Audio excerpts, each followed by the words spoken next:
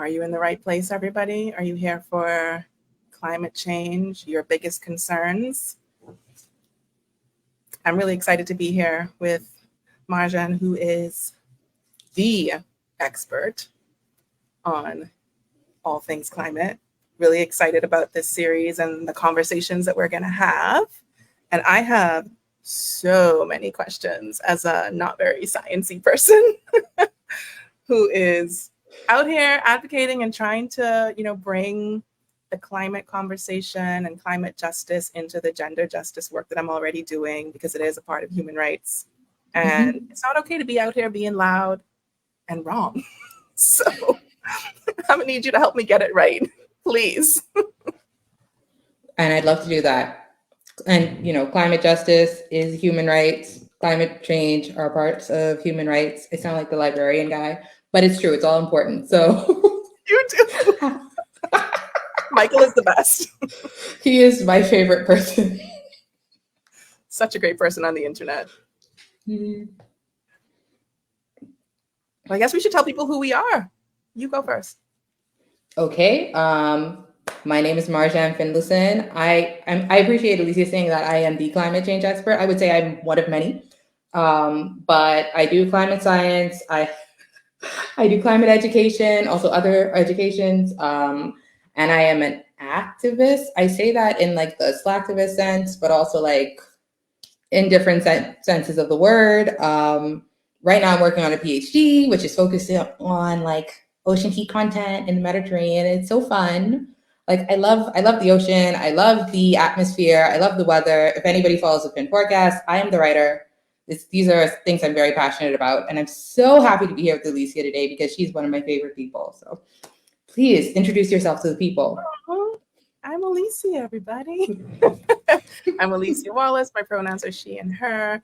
I'm a queer Black feminist. I'm the director of Equality Bahamas, where we focus on women's and LGBTQI plus people's rights. We have a lot of focus on ending gender-based violence, and we look at it in a very broad way. So we're not just looking at interpersonal violence, but also structural violence. And that's what kind of turns us into an octopus, where we have our tentacles in so many different issues, because gender-based violence is everywhere, the same way that violence is everywhere. And it's disproportionately impacting women, girls, and LGBTQI plus people. And it's really exciting to be here to talk about the climate and environment in a way that's not scary and like over everybody's heads, including this one. Hopefully not. Hopefully not. If not, I'm going to ask you questions. I don't be scared to ask questions. I'm not that Before we get into it, I just want to say, like, this is part of a 4-part series, like Alicia mentioned before. Just focus on climate change and just talking about the things that people are concerned about. In the hour session, we're going to cover, like, have a few questions and answers, like, between Alicia and I just talking about things. And at the end of the session, we'll have a Q&A for people to ask questions in the comment section. So please leave questions in the chat for us, and we will answer them to the best of our ability. And we will check that chat at the end of this. Cool. Should I just start asking you questions? Oh, you know what? Actually, one more thing. Just wanted to mention the goal of these sessions is also to spot, like, of course, we want to educate people and talk about the importance of climate change, but also the goal of these sessions is to really spotlight people in need. A lot of people I know want to help folks and don't know where to start in local communities and also internationally building community. And we will be talking about climate change and hopefully give you very helpful information. That's the goal. But we also ask that you share people's GoFundMe pages or chuff.org pages and make donations where you can amongst your family, friends, and other parts of your community. And I'm going to put the link in the chat for our donation page with folks who need special assistance. So yeah. Cool. Yeah. I love that we're like doing education, but also calling people to action. So there's a way for you to do something as a part of this session and as a part of this series. When I talk to people about things that I know a lot about and things that I don't really know that much about, I like to start with definitions. I think we dive into conversations a lot, assuming that everybody's on the same page. And I think that this is one that I have to remind myself of pretty often. So to start us off, can you say what climate change is in real terms? What does that mean? What are we talking about when we talk about climate change? Yes. So when we talk about climate change, we're really talking about the climate. Okay. The atmospheric conditions that are long-standing is the climate itself, right? So climate varies from place to place. So an important thing to think about is it is like the long-term weather. Weather changes every day. Climate really stays, like you'll have a climate that lasts for a week, a month, a year, 10 years, et cetera, et cetera, et cetera. Like we know that on Tuesday it could be hot, but we know that in the Bahamas, it's normally warm in June, right? Or it's cooler in December. But climate varies from place to place. And when we talk about just the general climate of the global world, we're talking about the changes of that long-staying atmospheric conditions, like changing and switching and having different variations that haven't been previously seen. And when I say previously seen in our lifetime, and our lifetime could be like for human beings, like, I don't know how long humans been on Earth. I'm not a biologist, but like somewhere in like the 1,000-year range. We haven't seen this before. But of course, Earth has existed for much more time than that. So people have like paleoclimatologists look at the past and try to figure out when this kind of phenomenon has happened before, where we've seen changes in the climate all over the Earth. And there have been theories that show like snowball theory is something that has occurred where the whole Earth was a ball of ice, right? You've probably seen all 5 Ice Age movies where they explain that. And then the climate changes in those movies when you get to Ice Age 4. If you are that person who've watched that, the climate starts to change on them, and then they have to adjust, right? And of course, Ray Romano's character doesn't live because he's a woolly mammoth, but that's like an idea of climate change. The time that we live in right now, between ice ages, is known as an interglacial period. And within the interglacial period, we expect that based on the climate changes that have happened in the past, you have glacial periods, the ice age, interglacial periods when it's really warm, and then another ice age that would come, right? But the issue is we don't know how long this interglacial periods normally last for a few, I think, I want to get my paleoclimatology right with this, in the 1,000 million year range. But what we're experiencing right now with human-induced climate change is something where the interglacial period is actually shortening, because we're seeing the climate reach higher temperatures that it shouldn't reach for a few millennia or so from now. And this is due to the fact that we're experiencing greenhouse gas emissions that are hitting higher than the stratosphere. Yep. That are actually adding to the greenhouse blanket that normally encompasses the Earth. So to get an idea, right? Sorry. So if this is the Earth, right? This is a round thing. This is the Earth here. And normally it's covered by a giant glass thing here, which would be like a greenhouse gas. So the sun's radiation would hit the Earth and trap heat inside of it. And we need the greenhouse gas blanket basically to cover us so that we live. Even polar bears need it. Now, if you think about this glass here, like we call it a greenhouse because when the sun hits glass in a greenhouse, it gets really hot. If you think about thickening this glass, right, by adding more like CO2s or like different like elements like that, the glass gets thicker and then it gets hotter. So what's happening right now is that we're living in a period where we're adding more emissions to this blanket, and the blanket gets thicker, and therefore the Earth gets harder and warmer in different areas. And we're seeing that in air temperatures. We're seeing that in the ocean right now. We're seeing it in ice, the cryosphere, ice areas. And it is a little nerve-wracking because we're also experiencing a lot of overshoot. And what that means is basically like we're seeing unexpected things happening, like the melting of, like, say, permafrost in places that it should not be melting in this time period. Does that answer your question? Was that too much? It was not too much. It was a lot more than I expected, and things that I have never heard before. Like, I did not know that greenhouse gases were good. I thought it was this terrible thing. And now there's nuance. I understand that there's nuance to it now. And also I love the little Bill Nye moment with like a little prop. I used to be a teacher, so I'm very much like, really? I show it. Oh yeah. I had no idea. Okay. Wow. Okay, that's a lot to take in. It wasn't too much. It's just very new information. And I can see how this will be helpful moving forward and as we go throughout the conversation and throughout the series as well, kind of building on that. I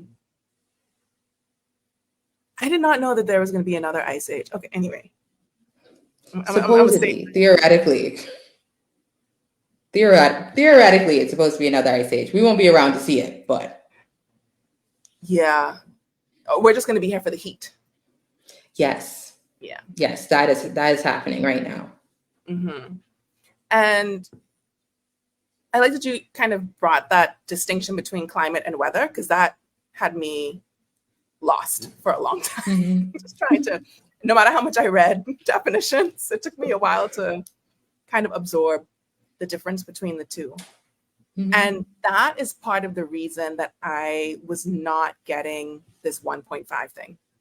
I was seeing all over the place, 1.5 to stay alive, 1.5 to stay alive. And I'm like, girl, but it's like 91 degrees on a regular basis. I think we're well past 1.5. And now I understand there's a difference there. I could not explain it to somebody else. So I'm asking you to explain, what are we talking about when we talk about 1.5 degrees? Yeah. Hashtag 1.5 to stay alive. That is with the Caribbean people, the SIDS. It's the logo. So climate policy is interesting. You have to like come up with these slogans to get people to understand what's going on. And I think the 1.5 really stems from 2018, when the Intergovernmental Panel on Climate Change, the IPCC, they basically came out with a special report saying that if we don't get to 1.5 as a limit for the maximum heat that we can expel into the atmosphere, like that's the most that we could have extra into the atmosphere, we're going to see some extremely dire consequences. And in 2018, they released this special report. And if you know anything about the Intergovernmental Panel on Climate Change, oh my gosh, the IPCC, they're a UN agency basically of volunteer scientists, and one of our very own in Bahamas, Dr. Del Thomas, she's a vice chair on Say there. The name again. Say it again. Dr. Del Thomas. She is actually a part of the IPCC, so shout out to her.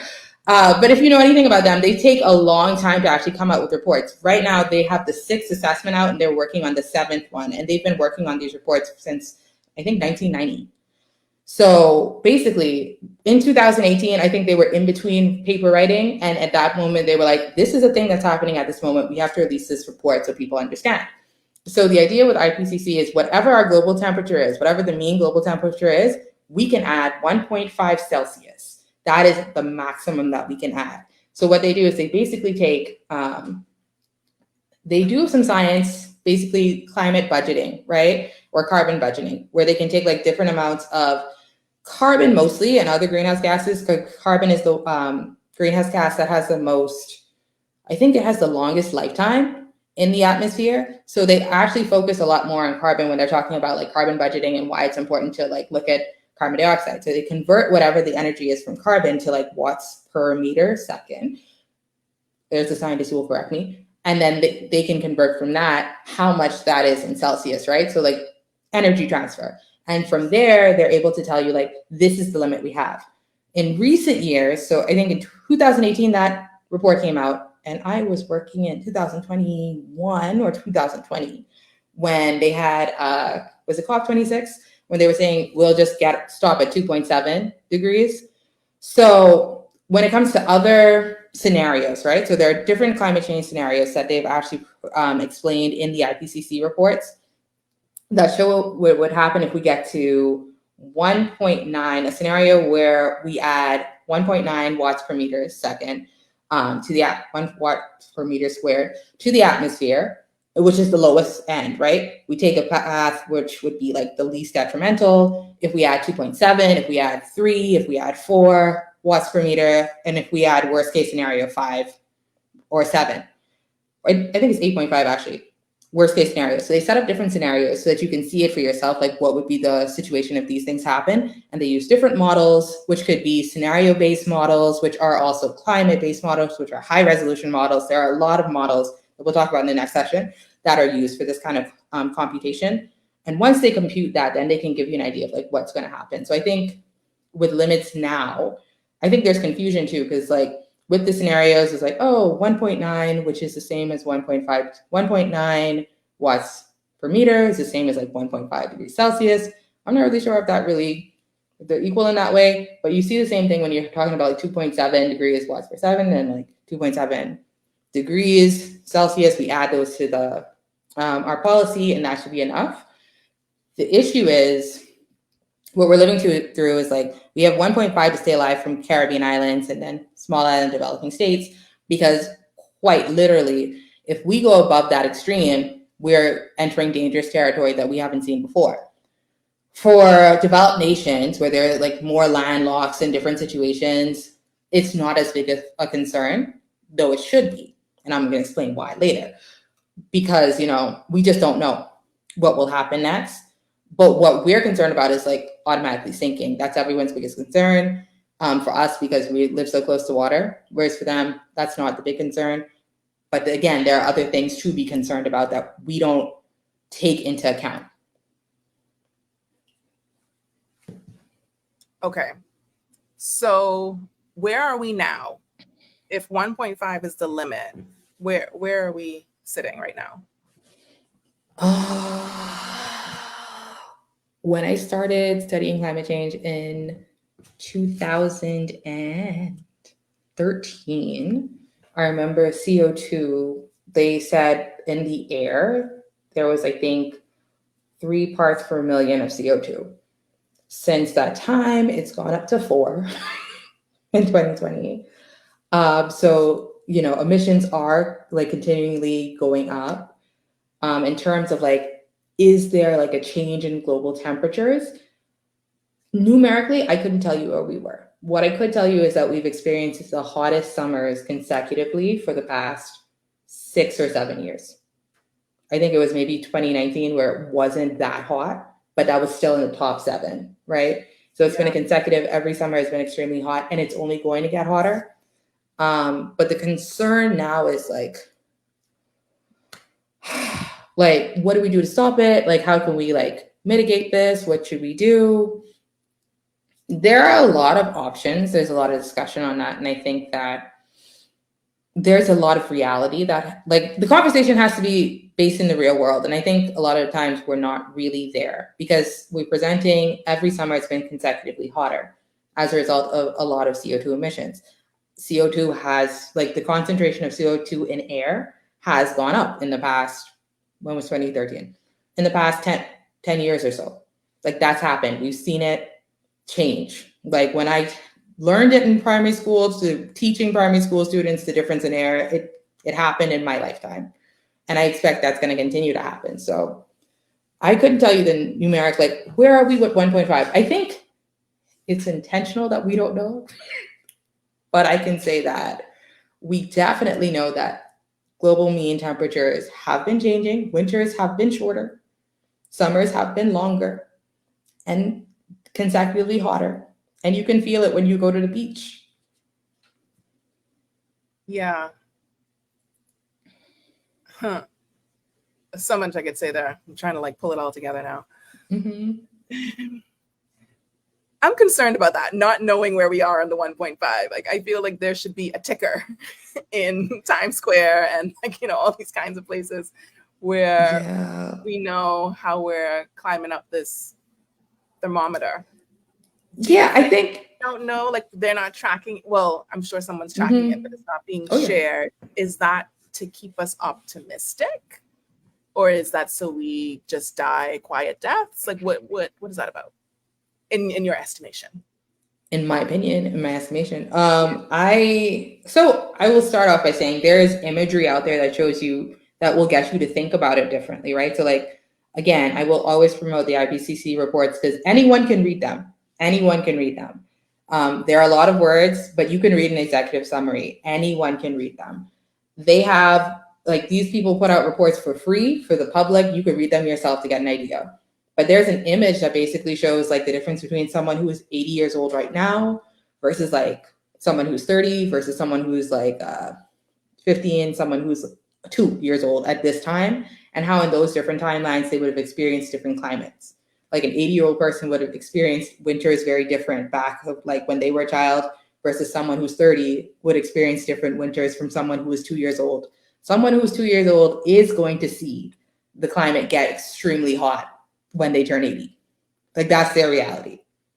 So there is an image actually in the latest IPCC report that shows that, where it's like, oh, so that is happening right now. We're seeing actual polar bears, right? Have you ever seen a grizzly bear? Oh my gosh, scariest thing ever. But like polar bears are moving further down south, right? Because like ice is melting in the Arctic and they don't have anywhere to live. And it's rapidly happening in the Arctic right now, which is cause for concern politically and also. But polar bears are moving down and they're mating with grizzly bears, which is very dangerous. So if you live up north, something very scary to think about. But I think that we live in a society that's very focused on profit over people. And as a result of that, you don't really want to talk, I mean, with everything, right? With wages, with like jobs, with like moving the economy forward. A lot of things gets like put down in the cracks. And if you actually knew what was like, let's say eating fast food because it's convenient. If you actually knew what was going into the fast food, you wouldn't eat it, but you're eating it because it's convenient, right? If you actually knew that the food that you were eating was using slave labor, you probably wouldn't eat it. If you actually knew it was contributing this much CO2, you probably wouldn't support it. You know what I mean? So it's, I think. Sounds like we're talking about capitalism. Yeah, that it does rear its ugly head. It does. It does do that. It does. I would suggest, because I don't want to, put my opinions. I would suggest a book by David White called Ecocide. I don't know when it was published. I just finished reading it the other day. Excellent book, puts a lot of things in perspective in terms of climate change, environmentalism, and why we're seeing a lot of like ecocides happen right now. Like we live in an environment. So basically the destruction of the environment in an intentional manner, right? That's happening like that. And it's one of those things for the sake of, well, it happens in general, but like it happens a lot for the sake of profit, right? So when you talk about things that happen in Latin America in order for you to have coffee in the morning, right? Or like taking people's land, native people's land, destroying it so you could have monoculture farming happening so people can have coffee or I don't know what else, soya beans, things like that to meet demand, right? It's like an interesting story. I always think about like veganism when veganism was on the rise, right? It came to my mind when you brought up. Veganism was okay. In theory, veganism is great. There was a population of people in South Asia who were vegans whole lives. Don't eat meat. That was not their lives. And they did it in a way. And other parts of the world, as soon as that became mainstream, capitalism reared its ugly head and a lot of people lost land and it destroyed a lot of things. And when you commit ecocide, you're adding to climate change directly or indirectly and of course, destroying the environment. And Captain Planet isn't real, so we can't come down and stop it. So these are things that are happening in our real life. Right? Yeah. Okay. Ecocide is happening, and we see it happening. We see it in many different forms.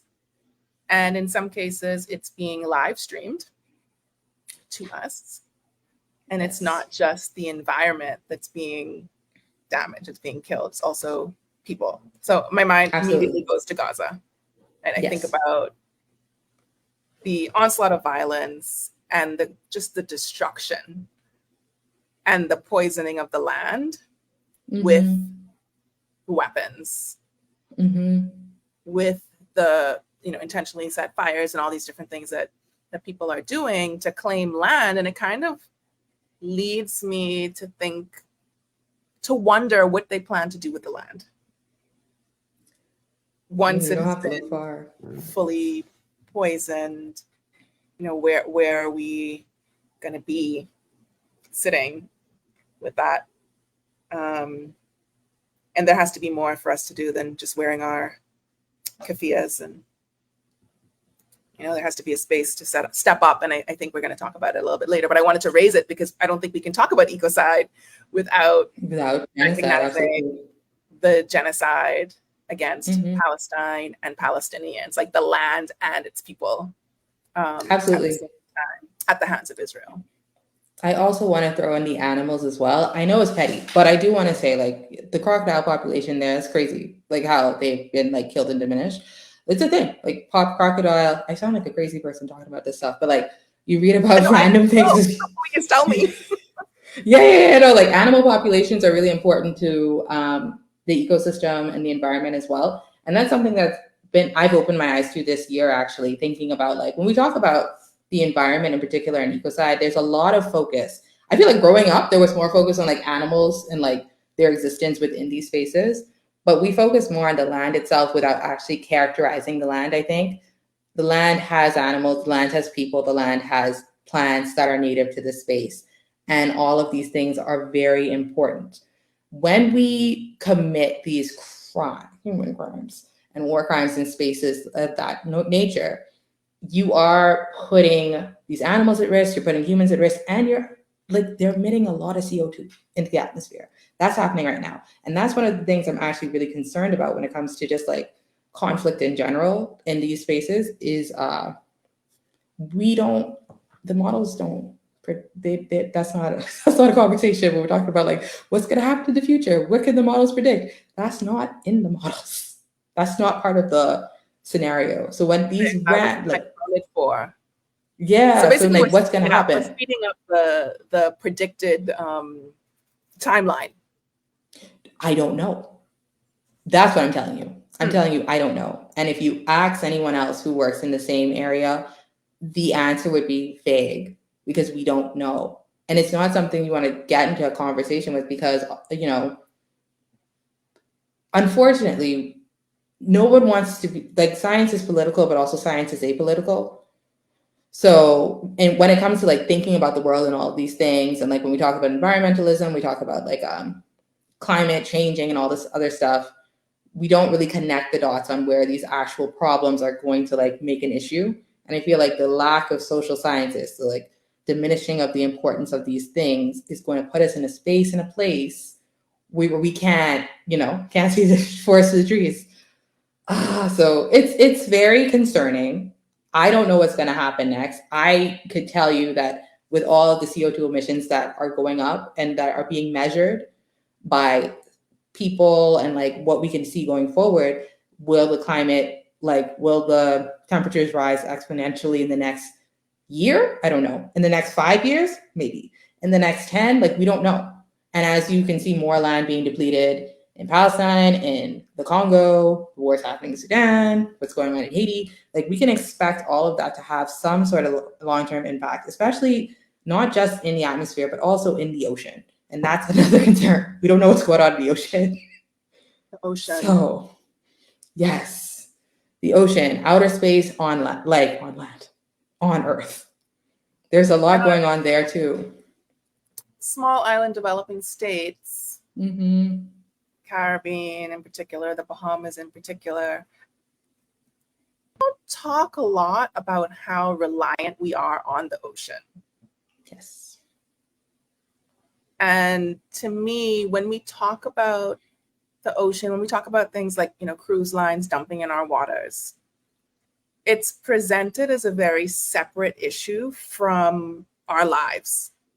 Mm-hmm. It doesn't even really get connected to fisher people, right? And what they are able to catch, or consumers of seafood and the compromise of the food product that we may or may not know about. It seems completely separate. I don't see the connection happening when we talk about like ocean issues. I think, It's there are easy a to few. think, ocean problems? Well, I'm not a conch, so I don't have to live out there. Yeah, and the thing is, like, I go back to like me being an undergraduate student, right? I'd like see articles where they're like, and fish are moving to higher latitudes, and being like, what? And this was like 2013, reading this, like, what? Fish are doing what? And now I know for sure, oh yeah, they're doing that. So, I mean, just keep in mind, like, when we talk about the ocean heat, we talk about pollution, we talk about plastic pollution in the ocean. It's happening. consider like the ocean is really, really large. The Pacific Ocean itself is literally 1/3 of the world. Like it's a lot happening over there. So when we talk about like separating ourselves from the ocean, I think there's a lot that goes into daily life and how people's work lives and their experiences are separated in general from the environment because of like how the economy is set up for all of us globally. Like people don't really live, especially like in a place that is like tourism centric. You don't really live in a world where you can like experience the land enough to know certain things. And because of how history has like separated us from the land, right? Like the experiences like my grandmother would have with like being connected to like certain things that would involve the land and like knowing certain things. No, I'm just running on at this point. What I think is people don't have time to care. I say this about a lot of things. People don't have time to care about the climate. They don't have time to care about the ocean. They don't have time to care about littering, plastic. It's just not relevant to their everyday life. That has nothing to do with them making bread, making money, sending kids to school. And respectfully, I get it too. Who trying to hear somebody run on about the cruise ships when the cruise ships are bringing in cash flow in? Understandably, I get it. But again, at the same time, and I worry and concern a little bit about, I have concern about the products of the land becoming a product rather than a thing that we see as something we need to live, right?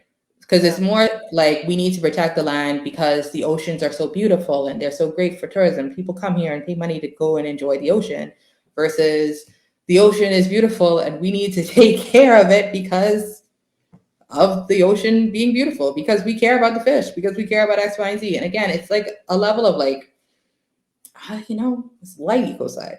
It's like destroy the environment lightly and then be like, oh yes, I don't really understand. I don't know. Like there's actually there's a theory that I've learned about this year. I'm so excited. I love my program, man.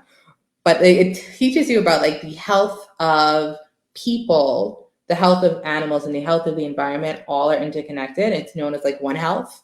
And it's super important because it gives you an idea of like how we are truly connected with everything. Like when it comes to climate change, the COVID-19 pandemic is probably going to be one of many diseases and like pathogens going forward and deadly viruses that we see going forward as a result of the climate changing. When you see, and I stand for some veterinarians. When you see a veterinarian can see something's wrong in an animal, and zoonotic diseases, which is diseases that can pass between people and like animals, start to like be more on the rise, then you'll see more differences in that, right? So you'll see if there are changes in the land and that affect animals, right? They're going to affect us as well. So we need to like pay attention to that. The same way I said, the ocean is too hot and too acidic, fish are moving up. What does that mean for us when we go into the ocean, right? So it's really a matter of not just like we should care about this thing because it deserves to be cared about. We should care about this thing because it affects our literal health. Yeah, I mean that's the earlier part of your statement is true across issues. People don't have time to care. And I also say that a lot, and that people don't have the capacity to care. I mean, the system keeps us on this, what do you call that thing in the mouse cage? The hamster wheel. Yes. Like a rat. Yes. It just keeps us in this cycle of 9 to 5, kept us in the cycle of 9 to 5, because now we're in the 9 to 5, and then you have a 5 to 9, and then you might even have a little 7 to 9, and then you have the thing that you do with all of your spare time that is used to be your hobby, but then you had to change it into your side hustle so that you could afford life and or afford the things that present you as someone who is doing well enough, right? And this sort of chasing of a particular lifestyle and of also getting the things that you just need to survive, it's tied to it's capitalism, and it's tied to climate still. Because I look at what's happening in Congo, and I think about all the times I hear people say that they need a new phone. while I watch them use a phone that is working. This idea that we have to chase the updates and the new ones and not thinking about the cost to actual human beings, in many cases, women and children, or the cost to the environment and the cost to the children that people are still producing, right? And expecting to live good lives and to then have children who live good lives and go on for generations. And earlier you said, I thought, oh, how optimistic. Earlier you said something like if people knew that they were doing something they were buying was harmful to people, then they would stop buying it. And I was like, really? Because I feel like I've been talking about Shein, like fast fashion, for a long time. And some of the people I've been talking to are still buying these $5 dresses. Yeah, I am optimistic. It's true. What? I am optimistic. That's true. I admire that. To my own detriment. So happy for you. This job is very depressing. You gotta find joy. Yeah, but I will say, right, I don't think I would be here. Exactly. I will say, like, when I see, like, when you talk about the phone refurbishment, use and everything else, you know, a year ago, I wouldn't expect to see a bunch of young people on like TikTok, which, you know, it's a separate thing, talking about like how I'm gonna get this phone from this website because it's reusable. I don't really need a new phone. I'm not doing this. Like, you know, teenagers talking about this and being like, oh wow, you guys are built different. I'm very impressed. When I was 16, that's not how we were. But like when I was 16, I think that the LG chocolates were still out. So separate worlds. But you know, like, it's very proud. Like people are more, I think what makes me optimistic is I think I'm seeing now more than ever, people are more receptive to new information, and they're more receptive to changing behavior and trying to be better, or like learn how to be a better person, how to be more well into community and X, Y, and Z. And I think that's a situation of circumstance. Like, of course, everything that's going on in the world right now in terms of conflict and, you know, ecocide, genocide, but also a matter of like the economy is not doing super well. So people are now responding to that. Like, what do I need to do next? So yeah, I have some hope. I might be a clown for that though, but you know, we'll see in the future. Congratulations. I'm trying to get there. Speaking of optimism, how close are we actually to catastrophe? I feel very much like I have a sense of urgency. I don't see it everywhere. I see, anyway, I'm gonna just leave the question. I'm gonna let the question live with you. Very bright topic, very much mellows out. How close are we to catastrophe? Every day a disaster can happen. It has the potential to happen every day. And of course, you know, I'm not a disaster expert. There are many people there. We have a lot of Bahamians who are, but it's not me. But I can say that I started out as a hurricane, wanted to be a hurricane chaser. That was like my goal in life. So I know, I was so excited. I know too much about hurricanes as a result of that. So I can tell you that in terms of hurricanes and climate change, like the thing that everyone's really concerned about when we talk about catastrophes that are related to hurricanes right now in the Bahamas, everyone's concerned about a hurricane.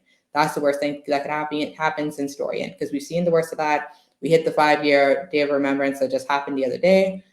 And like, of course, terrible thing, terrible situation. But we live right now in a situation at the same time where we're not prepared for it. I don't know what people are doing in their individual homes, but I don't know if communities, I don't know if the country is really prepared. The country and countries, right? Because we saw Hurricane Beryl the other day do the same thing, are really prepared for what would happen if another Category 5 to that degree happens again. And it can happen any year at any time. One hurricane is all it takes. 2 hurricanes could happen as well. It only takes 1 hurricane for things to get really bad. But that's not the worst of it, is what I would say in terms of climate change. Oh, great. Yeah, no, like, and that's the thing everyone's focused on. Everyone's always concerned about climate change being a problem because the one hurricane can hit That's one hurricane. We've also been talking about the ocean temperatures getting too hot. Ocean temperatures getting too hot is going to affect the economy. That's going to affect coral reefs right now. You know, coral reef bleaching is happening at this moment. That's going to affect fish habitats. It's going to affect fish populations. That's going to affect like people's bottom dollar and your dinner. Then we also have to talk about air temperatures. It's too hot. I remember telling a friend one time, it's too hot to be homeless, man. Like, it's too hot to be unhoused because the temperatures are too high. And it's not just something you see in the day. At nighttime, when the temperatures are too high, it's almost impossible to sleep. When you see like heat waves get too high, it'll be too hard to sleep at night. And then you'll see more people suffering from heat stroke. So again, you're seeing issues with health that are going to be affected just from heat alone. So, you know, when people are like, oh, what's the worst that could happen? A lot. And then, of course, flooding. When we look at rain, right? One of the things I always talk about in terms of weather, think about the day-to-day weather. Yes, the climate is changing, but your weather is affected every day. When you see things like a drought occur, right? Like, remember we had that long drought that happened the other day. When a drought happens and the soil dries up, when rain hits it, it's hard for that soil to absorb the water, which causes more flooding. If you have a lot of rain happening, right? Heavy rainfall, it's hard for the soil to absorb the water because it's too soaked, right? It's too much water, which causes more flooding. And then, of course, sea surface temperatures rising, which is going to cause more flooding. So in a lot of situations, you're dealing with heat strokes, flooding, you're dealing with issues that have to do with just the ocean temperatures increasing, and then a hurricane that might occur. So one of the things that a lot of people should be looking at if you have the opportunity to do is look at your insurance plans. If you have insurance, one of the things to look at is insurance, what insurance companies do in these times.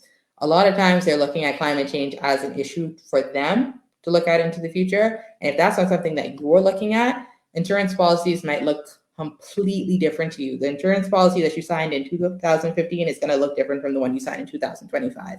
So make sure you read the fine print, know what's going on, and understand like the time, like the variation of disaster that could hit you. Because it's not just a hurricane.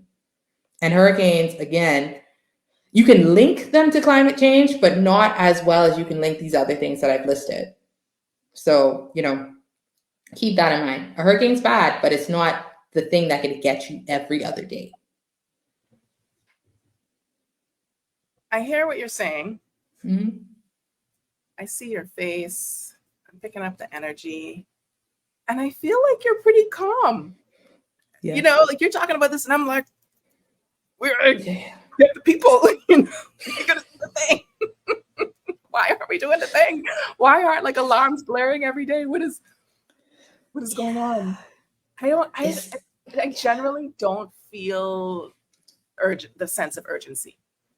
Even when I go to conferences that are about climate, even at COP, you know, now and then you get like an urgent person, right? Like some of these really impassioned young people who are talking about these issues, people in the Pacific, shout out to the Pacific and all of the activists out there because they are badasses. You will get it from them. But generally speaking, everyone's kind of floating around and being like, yes, the climate, it's terrible. We need to do more. Yes, we should. Not a lot of, come on, people, like banging pots and pans. What is happening? Why are you scared? Me? Personally, I'm not scared. That's what it is. But, like, that's just me, though. I watch a lot of horror movies. Don't take my word for it. I don't trust you. Don't trust me with like my emotions. Like that's not a good measure. I would say I think a lot of the time when people talk about like climate change and what they think is going to happen, they think about. Do you remember that movie, The Day After Tomorrow? Yeah. Aged myself there, but everyone thinks about like everything's going to snow down, everything's going to shut down. It's going to snow in Nassau. It's over for all of us. That's not what's going to happen. Right now, the climate is changing. Right now, it's happening before our very eyes.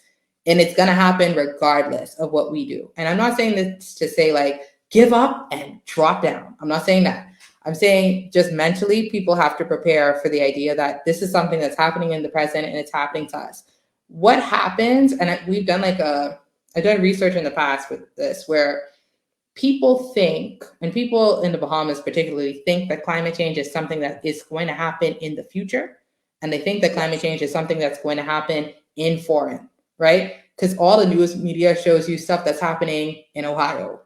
I can't even put Ohio on a map, but it's happening in Ohio. Wait, it's happening in Canada. The Canadians think it's going to happen somewhere else? I'm telling you, they think it's happening somewhere else. Okay, I did not They're pick not that up. thinking it's happening. Yeah, they're not thinking it's happening right now. They're not thinking it's happening now, right? And they're not thinking it's happening, right? And they don't think it's going to happen to them. It's the same way like with anything in life, right? You don't think it could happen to you until it happens to you. Thing, though, and not a geographic. Oh, it's geographic too, because climate change is something the media is portraying abroad. And when you think about environmentalism in general, environmentalism is something in the past, I don't know if I would say now, I could, but that might be controversial, that is really portrayed as a tool in whiteness, right? So it's something that like, if you are a Black Bahamian who really don't care about stuff like that, that's really white people stuff, as far as you're concerned. And where do a lot of them live? In foreign. So that's who's talking about it. That's who's concerned about it. That's who's making it a bigger deal. Now, I will say the government now is making it a bigger deal, but that comes with, and then also think about it this way as well. When we talk about climate change in the Bahamas, one of the things that we do a lot of the times is we talk about the youth and the impact of the youth. The youth awards, the youth. When you think of somebody who is a youth, I think of my cousins who are 19 years old, right? As a 30-year-old woman, I look at them and go, and you as a youth. However, in their lifetime, they're supposed to be solution, right? And then the next year, it's going to be another youth. So it continues to broaden this idea, like fix on this idea that it's something that's going to be a distant problem for a younger generation to deal with versus something that's happening right now that I'm going to have to deal with. So when tragedy strikes, a lot of people are surprised. And that's why I'm always like when I do my forecast every week, I'm always like, guys, you can't be surprised if it's going to happen. It says it right here. Like it's in the data. But there's so much surprise about these things because people are like, it's not just people's perception, it's the reinforcement of the perception that's happening. Because the only people who talk about climate change, people in foreign places. Well, from years ago, people in foreign places. When we talk about climate change being a solution, we put a lot of energy into like putting things for youth to deal with and like teens and all these other people. But we're not really putting enough energy into, okay, are we sitting down with the people to explain how insurance policies are going to change? Are we talking about having different hubs in communities where people could get like foods and like resources in case they like have more flooding? Are we talking about planning flooding in like areas like Pinewood? Like what would that look like? You know what I mean? Like there aren't actual solutions for the now. It's only for later. And those solutions are a lot of the time just really conversations and discussions, not to discuss, but like that's that's where we are. Do you see a big difference between the way that we are addressing or not addressing climate change in the region and the way that the Pacific is? Because I remember being quite surprised to see a country in the Pacific announce that they have secured land in another country for citizens. And then another country followed a few years ago and did the same thing, kind of planning for when their countries don't exist anymore. I don't see that happening in the Bahamas. I don't see that happening in the region. In the Bahamas, we are very low, right? I'm a science person. Low elevation. We're all SIDS. We're a part of these like groupings, right? That go to the United Nations and make certain demands. But it seems like our approaches are very different. Thoughts? I think, the Caribbean region is so blessed. Listen, against popular demand, it is blessed. Like when you consider the Pacific Ocean is scary. It is a scary place. The amount of hurricanes that happen there are different from the amount of hurricanes that happen in the Atlantic Ocean, right? So a lot of typhoons, you have a lot of like sea level rise, like the Pacific in general is just scary. So I think for them, they're seeing the effects of climate change more than everyone else, right? There's not like a archipelago that's like close. Like if you live in Tuvalu, you live in Tuvalu, you know what I mean? And then another island's like further up there. So for them, it's like, we got to take action now because we're seeing the effects happening to us at a more detrimental level, I think. For the Caribbean, like, I actually have the stats, and it's so embarrassing, but I actually have the stats on like how different Caribbean islands are affected by hurricanes, have been historically affected by hurricanes. The Bahamas is the most affected country. That's why, respectfully, compared to other Caribbean nations, we're the most prepared. Believe it or not, it's the truth. But we historically have more hurricanes that have hit us. So, but compared to other nations, that might look different. Like the Philippines, that looks different. So I think for us, doing the best you can looks different for them, and also like not believing the climate, like not experiencing climate change to the same level. I think there's a lot of education that's happening with people in the Pacific that's causing them to take more action, versus like in the Caribbean region, based on like policy, based on really one policy conference I went to. I'm not a policy girl. It's not me. I've learned that about myself. I got to stick to the sciences. But when I was in the meeting and having the discussions, I realized like a lot of people, this is something that you care about, but I don't think there's a lot of understanding, right? Like the same way we talked earlier about like the greenhouse gases and my glass bowl thing. Yeah. I don't think people have like the basic understanding of what this thing is. They just know it's bad, right? And they know bad, hurricane, dangerous, flood, bad. Like it's not like I'll say one thing. When we talk about hurricanes in the Bahamas, I don't know how many people are following the Department of Meteorology and also concerned with climate change at the same time. Because if you're not following what's going on with the weather, you're not going to see the differences in climate change happening. Do you know what I mean? Like you're not going to see those effects immediately. I don't know.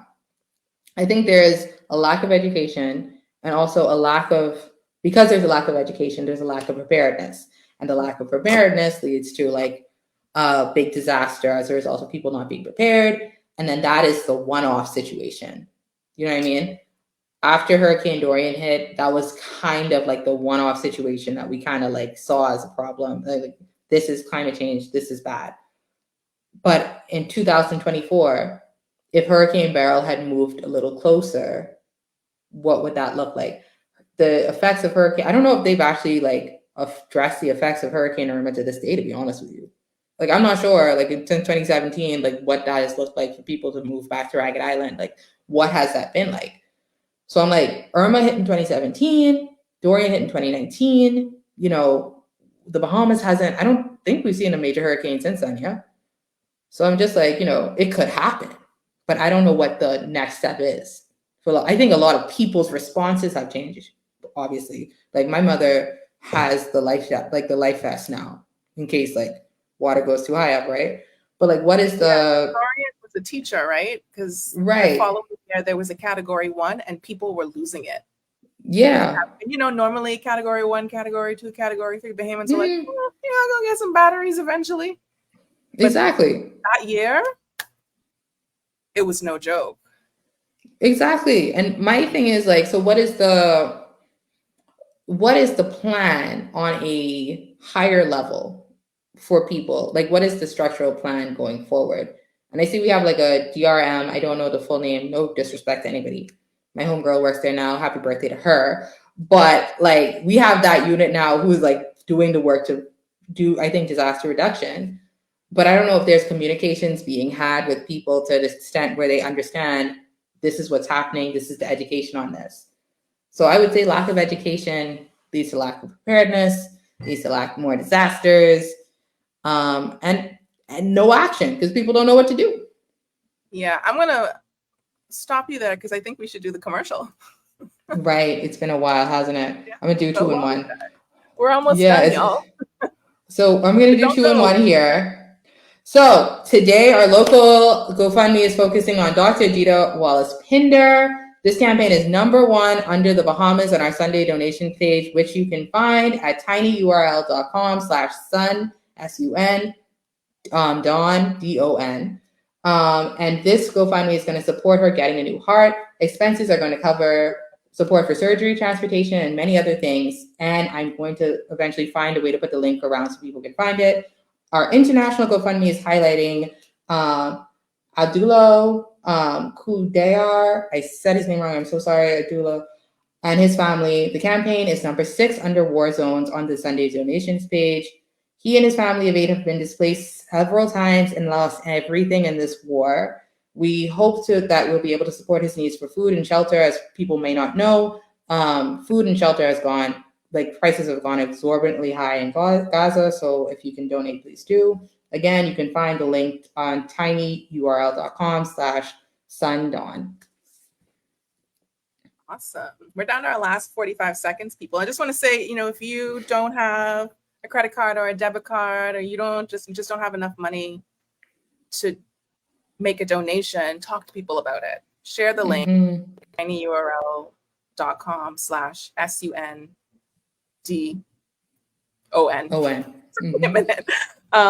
Share the link and get others to pitch in. Even if you can't do it, you could share it with somebody who probably can. We're down to 15 seconds. We're down to the end. Thank you for joining us. Come back again in 2 weeks. That'll be the 19th of September. We're going to do it again. We're going to talk about different things. I don't know what the things are, but they're different.